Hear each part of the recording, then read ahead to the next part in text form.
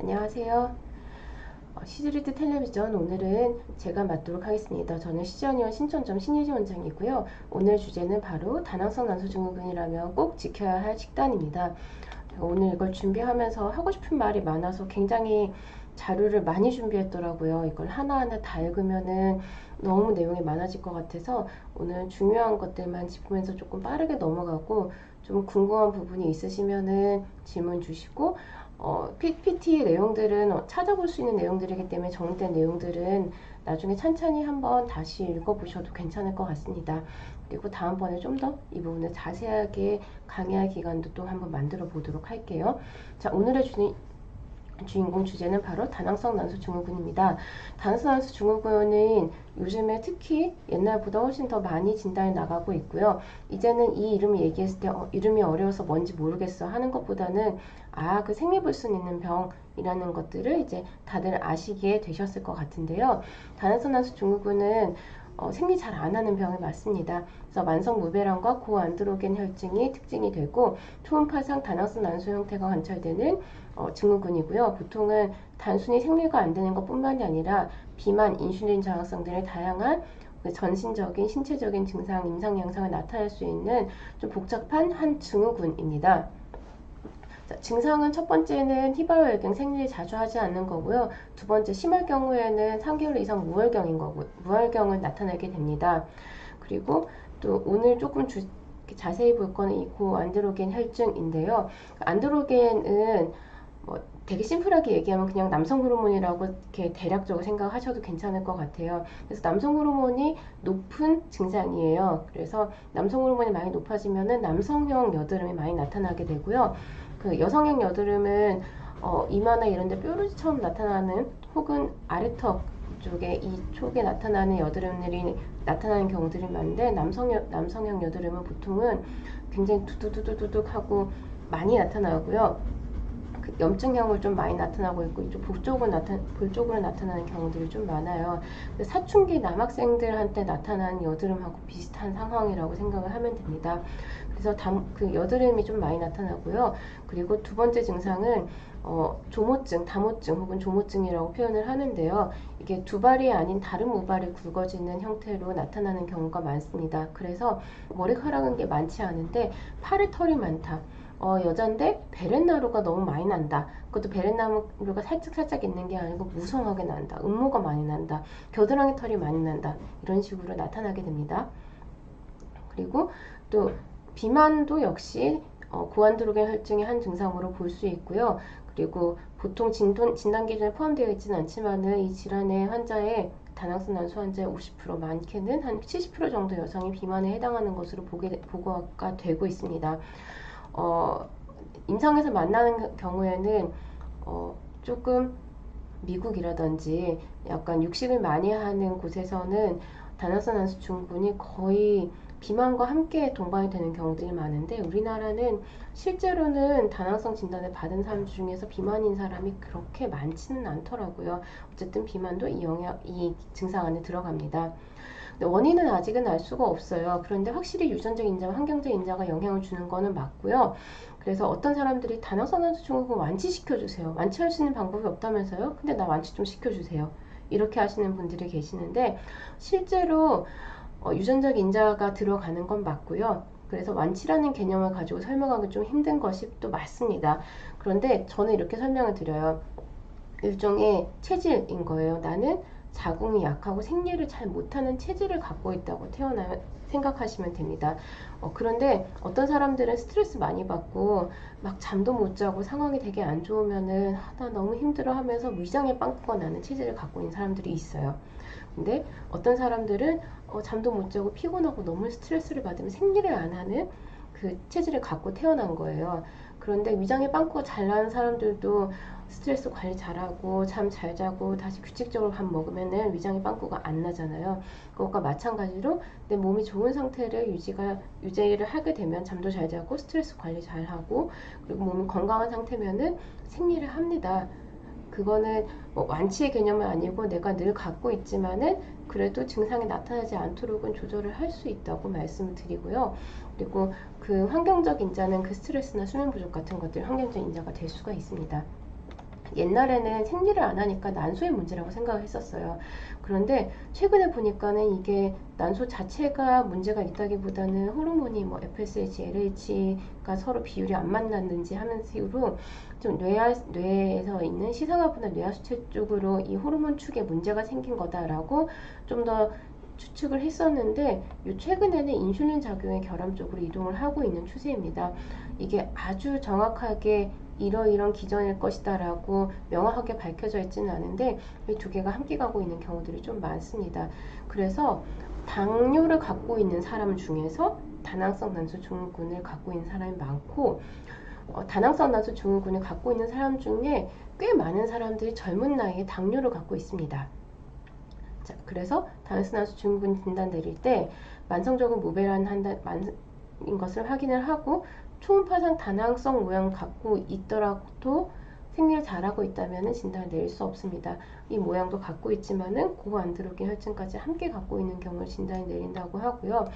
이 진단 기준도 몇 년 새에 조금씩 바뀌어가고 있는 것 같아요. 옛날에는 FSH, LH 레이시오를 가지고 측정을 했었는데 지금은 호르몬이 조금 배제되어 있고 조금 다른 식으로 지금 진단을 내리고 있는 모양입니다. 어쨌든 증상을 보고 그리고 초음파를 보고 호르몬을 본다는 것은 동일합니다. 그래서 치료하는 방법으로 우선은 한의학적으로 또 저희 한의원에 오셨을 때 치료를 하는 방법도 역시 이 기준을 거의 따르고 있긴 한데요. 체중을 감량시키는 것을 좀 중요한 치료 방법으로 하게 되고요. 특히 비만 상태가 줄어들 경우에는 훨씬 더 다낭성 난소 증후군의 증상이 회복이 빨리가 될 수가 있고 생리주기와 배란의 회복을 빨리 일으킬 수 있게 됩니다.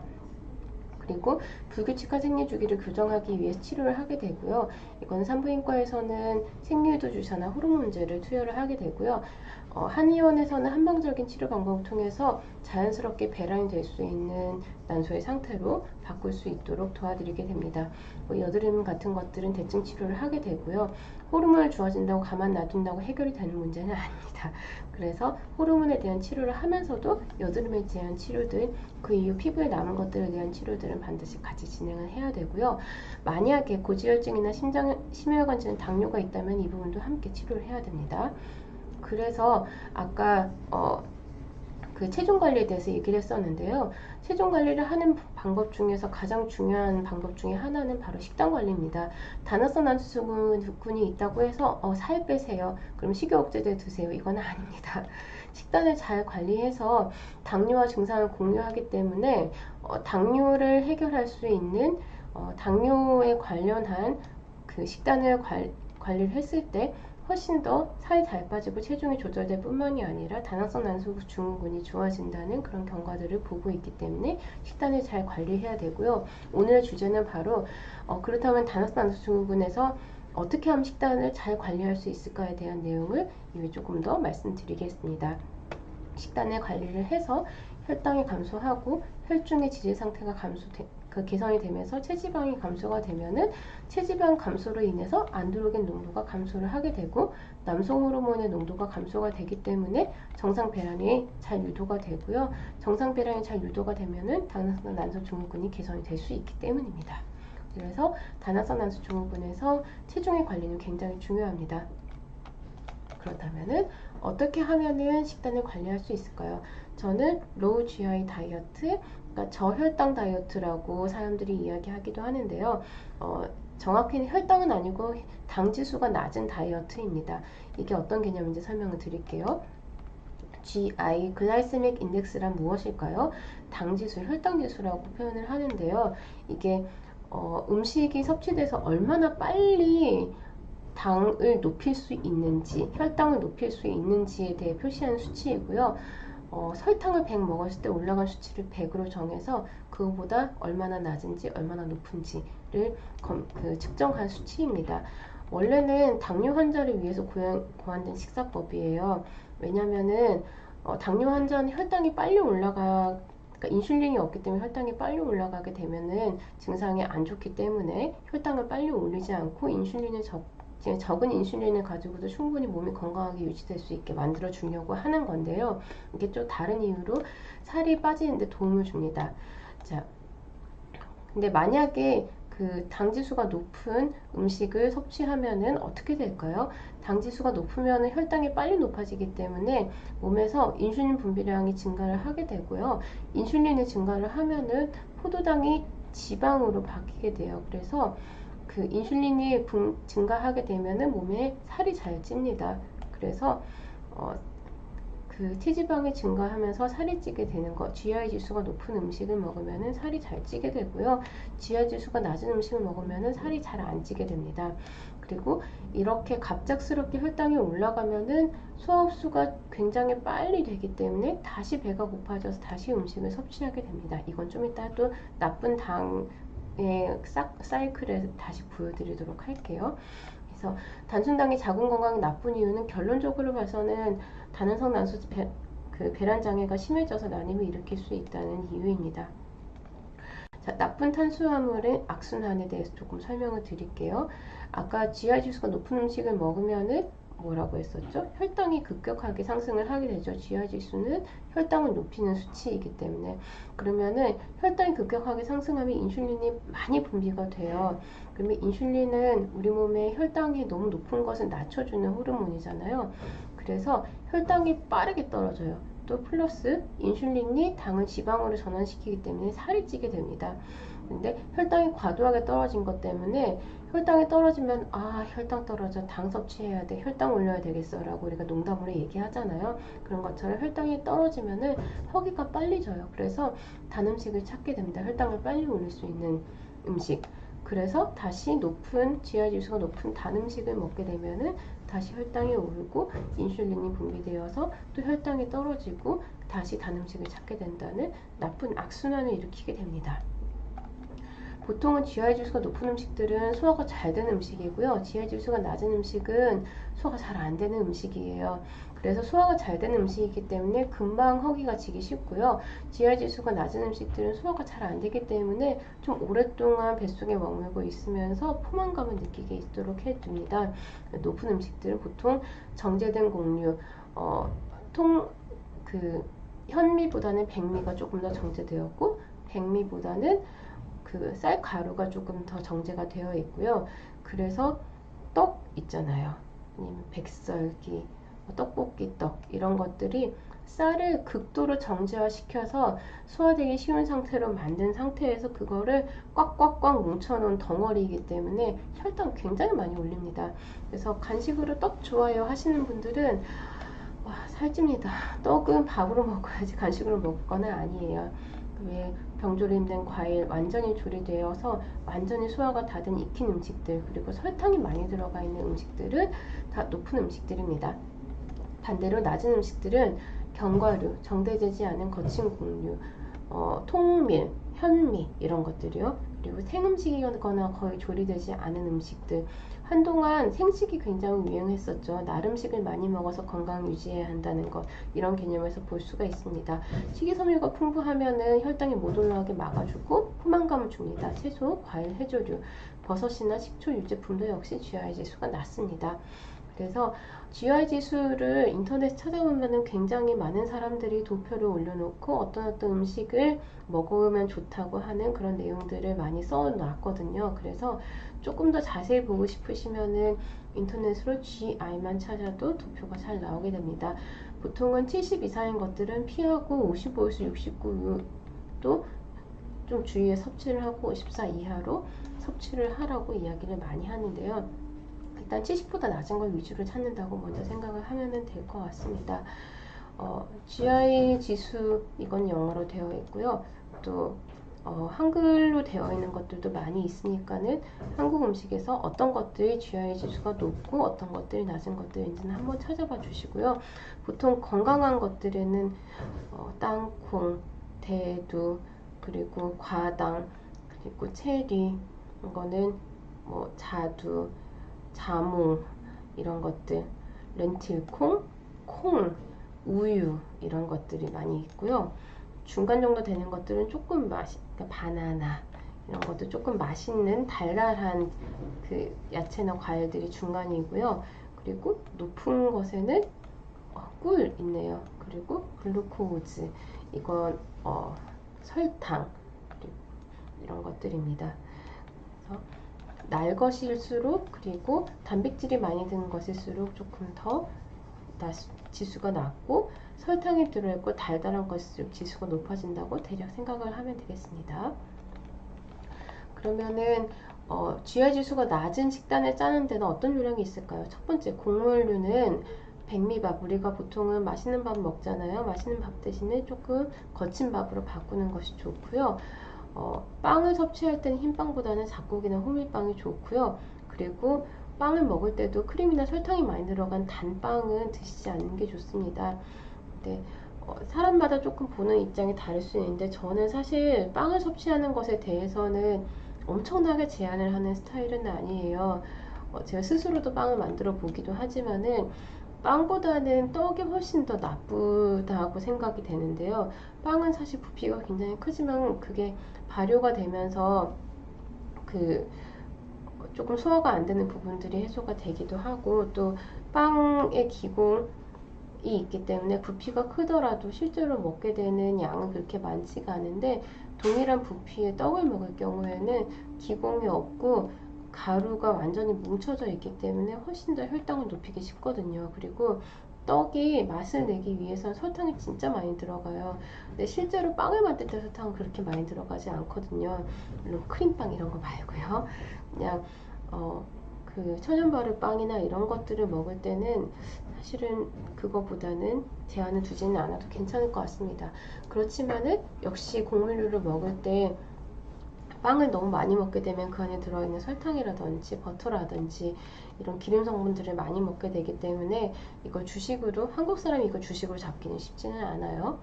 자, 두 번째, 채소를 많이 섭취해야 되는데 익힌 채소보다는 생채소류가 조금 더 좋고요. 샐러드를 많이 드실 수 있으면 좋고 거기다 샐러드만 먹는 게 아니라 올리브 오일이나 식물성 오일이 들어가게 되면은 훨씬 더 그러니까 불포화 지방이나 지용성 비타민 흡수를 높이면서도 혈당이 금방 올라가지 않도록 도와주게 됩니다. 그래서 채소를 갈아서 만든 선식을 먹는 것보다는 채소를 직접 먹는 게 훨씬 더 좋습니다. 그리고 특히로 GI 다이어트, 그 GI가 낮은 식단을 짜는 요령의 가장 중요한 부분은 단백질인데요. 단백질이 들어가면 단백질은 대부분 GI 지수가 굉장히 낮고 소화가 안 돼서 포만감을 많이 주게 됩니다. 그런데 단백질도 붉은 고기보다 흰색 고기가 낫고요. 고기 외에도 단백질이 많이 들어있는 음식에는 콩류나 우유나 남류들이 있기 때문에 이런 것들을 위주로 식단에 많이 넣어주시면 됩니다.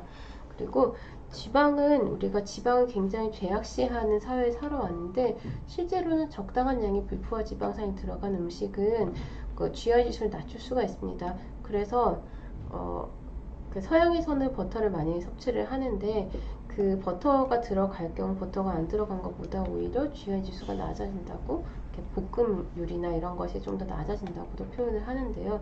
일단 버터도 많이 먹을 수 있는 건 아니니까 불포화 지방산이 많이 들어있는 견과류 오일, 올리브 오일, 들기름 이런 것들을 사용을 해서 조리를 해주시는 것이 좋습니다.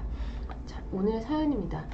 생리주기도 불규칙하고 체중 증가도 심해서 병원을 찾았다가 다낭성 난소 증후군 진단을 받아서 치료를 받고자 하는데요. 다낭성 난소 증후군에 대한 한방 치료는 어떻게 이루어지나요? 이게 핵심이 될 수도 있죠. 저희는 아까도 말씀드렸듯이 체중 감량과 그리고 생리를 유도하는 게 가장 중요한 치료 방법이 되고요. 그를 위해서 일단은 다이어트를 함께 하게 됩니다.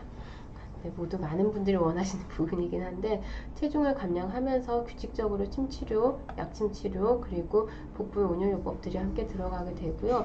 난소로 규칙적인 침치료 신호들을 주었을 때 훨씬 더 그 내원 치료를 하지 않고 약만 먹는 것보다 훨씬 더 난소가 빠르게 자기 기능을 찾아가는 것들을 볼 수가 있고요.